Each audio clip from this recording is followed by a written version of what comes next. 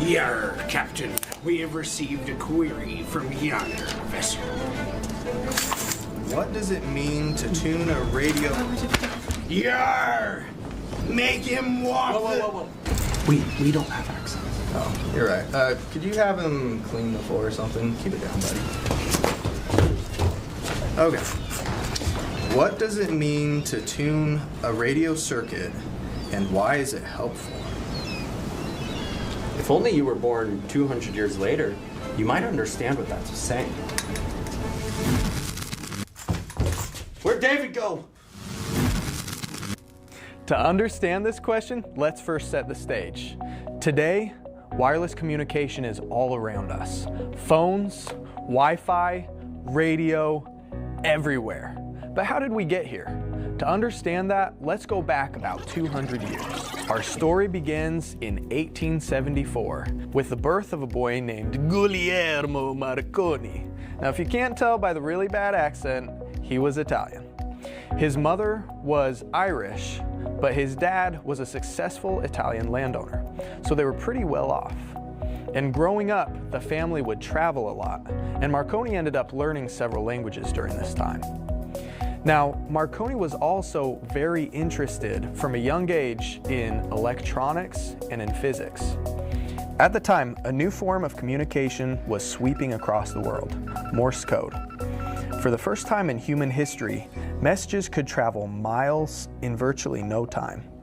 These messages were sent over wires using a code of dots and dashes that was created by Samuel Morse. While this was a huge improvement from traditional hand-delivered mail, there were still many limitations. Imagine you're on a ship lost at sea.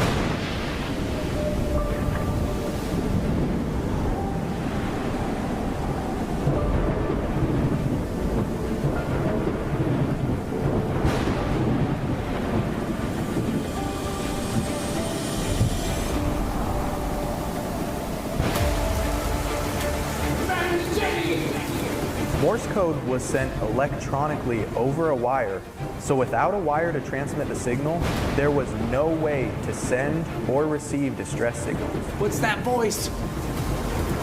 Perhaps we could generate sparks to send a message in Morse code across long distances wirelessly using radio waves. I think we have enough waves. But our story doesn't end there. You're back. I got you. Thanks, bro. Oh, I got you. Thanks. As you can see, this is a real problem, but it would all be changed one day in 1894. Marconi's at home one day when his mom brings home a magazine article. It's an obituary for a German physicist named Heinrich Hertz, who had tragically died at only 36 years old. The article described Hertz's experiments from a few years earlier. In one corner of his lab, he had a circuit, but it wasn't complete. At one point in the circuit, there was a small gap, but when he would crank up the voltage, a spark would jump across the gap, completing the circuit. But that's not even the weird part. On the other side of the room, he had another gap. No batteries, no connections, just air between them. But when there was a spark in the first circuit, there would also be a small spark in this other circuit. This would happen every time. Hertz documented this strange effect, but wrote that he saw no practical use for it. However, when Marconi read this, a light bulb went off. He thought about the telegraph. Now, telegraphs were amazing, but you still needed wires. He thought, what if we could have a telegraph without the telegraph wires?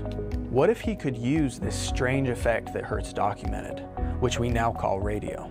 Marconi gets right to work building in his attic.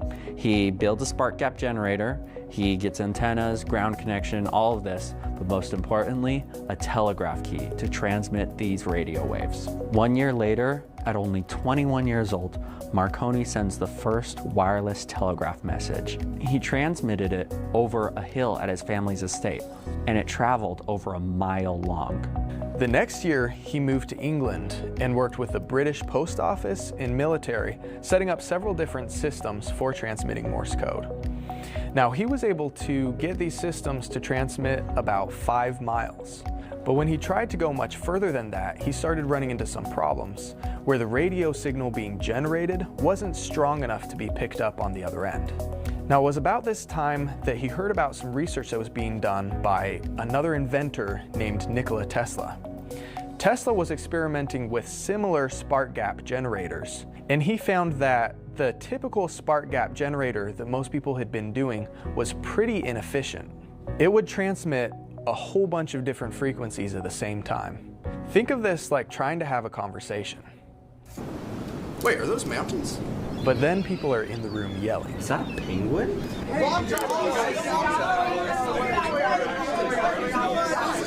Tesla had found a way that we could isolate this. We could tune out those other frequencies, and we could just broadcast to a specific frequency. What that meant is the energy that we are putting into our transmitter is being used much more efficiently. So that means we can send a signal much further. But how did they do this? How did they tune these circuits? To understand this, let's take a look at this equation. Which we're not going to get into today. We're running really low on time. That's what I was gonna say, actually. Basically, how they did this was using a coil. So they would put a coil in their transmitter, and depending on the number of winds in that coil, they could change what frequency they would broadcast at. So they would tune the transmitter, but then they would also need to tune the receiver to match this same frequency. And once they had that, they were able to transmit much further and much more efficiently. Using this technology, Marconi was able to set up several different systems in England, including one that broadcasted over the English Channel. But that wasn't enough for Marconi. He decided that the next step was to broadcast across the Atlantic Ocean. Now, people had already sent communication across the Atlantic. In the 1850s, the first transatlantic telegraph signal was made, not by wireless communication, but by the painstaking process of laying a massive cable in the ocean. After several failed attempts where cables snapped due to rough seas or technical mishaps, finally, in 1857, 2 ships, the USS Niagara from the American side and the HMS Agamemnon from the British, finally succeeded in laying the first working transatlantic telegraph cable. Cable was laid and a signal was sent. And 3 weeks later, it was broken. That's why Marconi thought we should do this with radio. Now, at the time, it was considered impossible for radio waves to travel this far. The reason being, radio waves travel in straight lines, but the Earth is curved. So scientists believed that radio waves would shoot off into outer space. But Marconi persisted. He built a massive transmitter and several towers to receive this signal. They had everything built and ready to send. Now imagine you were Marconi. You spent all this time, you built this massive tuned transmitter that could transmit radio waves across the Atlantic Ocean. You built a series of towers to receive this signal. You're finally ready for that big moment. When wouldn't you know it, a storm hits. And his tower is broken. Now, you could give up here, but Marconi persisted still. Marconi filled a balloon with hydrogen and attached a 400-foot cable of copper as his antenna. But the balloon failed. It kept falling from the sky. So instead, he tried a kite. After several failed attempts, on December 12, 1901, the first transatlantic wireless radio broadcast was received. And what was it? 3 dots. An S. What do you think that meant, an S? There's a lot of things that We don't have time for that, actually. Now let's do an experiment where we build a simple radio receiver that can pick up local stations.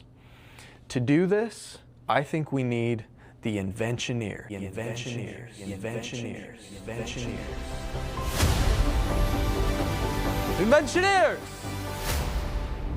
Assemble.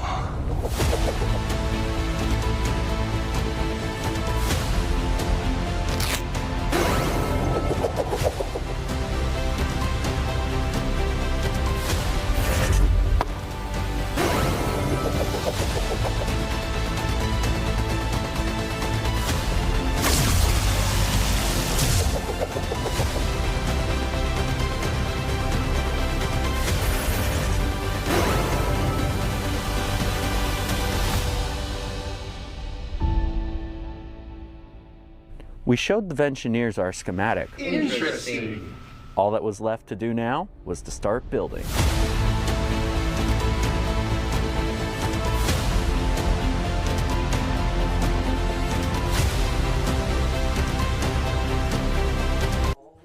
Hey guys, today we are unboxing the Averland pivoting toilet paper holder.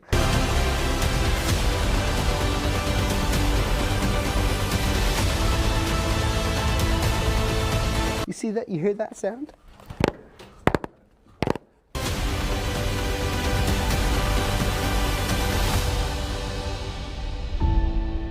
Great job, great job. Buddy. Thank you so much. Good job. Thank you. Ventioneers. Thank you. All right, now that we have that done, let's go try it out. So we went outside, we connected our ground cable, and then we ran our antenna. Next up, it was time to fire it up and see if we could find a signal. After some time searching, we finally found something. Here's a schematic of what we're doing. Now, the main thing I want you to pay attention to is this coil. Notice how we don't just have a regular coil, we have a piece of wire that can go over the top of the coil. This allows us to change how many winds are on the coil. If we have the wire here, you can see how that would make the coil shorter. But if we have the wire over here, now we have a longer coil. And again, that's how we're able to tune our circuit to decide what radio station we're listening to. Now this design is based off of a very simple radio design called a foxhole radio. So if you want to try building one yourself, you can actually Google that and find instructions just using household materials where you can put together a little radio. Using tuned circuits led to so many advancements in technology. We can now send wireless messages farther than ever before. And even ships out in the middle of the ocean could receive messages. Your Captain, a tuned radio transmitted this message to us wirelessly. There once was a ship that put to sea. And the name of the ship was the Bully of Tea. The winds blew up her bow and down, and below my billy boys low.